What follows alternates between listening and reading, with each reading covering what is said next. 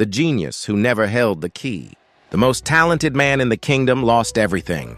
He was still the most talented man in the kingdom. That was the problem. There was once a city of scribes, not ordinary scribes. They could copy a legal document in 4 minutes. They could read 7 languages. Their handwriting was considered an art form. Parents brought their children to watch them work. They were paid accordingly. They were also, every single one of them, certain they could not be replaced. 2. Then a blacksmith built a machine. It made a grinding noise. It dropped ink at the wrong pressure. The scribes laughed. "We write with intention," one said. "That thing writes with gears." The machine did not respond. It wrote 900 documents that week. One thing no one mentioned aloud: it had been bad. And then it had been less bad. And then it was not bad at all. That was the part that mattered. 3. For a year, nothing changed. That was the most dangerous part. The scribes still worked. The scribes still earned. The machine was used only for the contracts nobody wanted. "You see," the eldest scribe said, "it cannot replace us." He said it again the following month. And the month after that, 4. In the second year, the city council met. The scribes were not invited. By morning, it was decided. 10 scribes would be kept for signatures, for ceremonies, for the documents that still required a human hand, to hold legal weight. 10 from 400. One of them had signed papers for a small house 3 days earlier. He stood in the street holding a document he had written himself. It was technically perfect. 5. There was one woman who did not go home. She went to the blacksmith's workshop. She had not loved the pen. She had spent years watching something else. Who decided which documents were worth copying? Who set the price for that decision?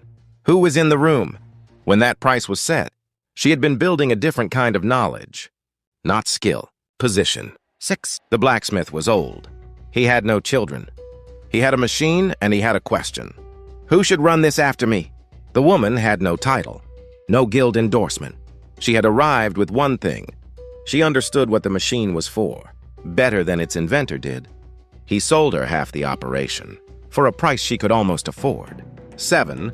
10 years later, she employed 6 of the former scribes, not to write, to decide what was worth writing. The eldest scribe, the one who had said, "The pen cannot be replaced," worked for her on Tuesdays. He was still, technically, the better writer. She held the key. 8.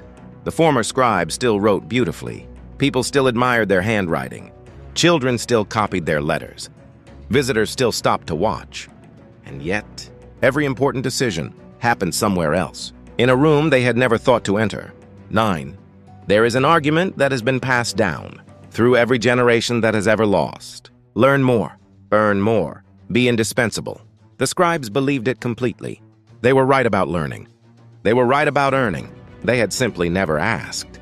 Who designed the system that decided what indispensability meant? And by the time the answer became obvious, the council had already met. Then, the machine still makes a grinding noise.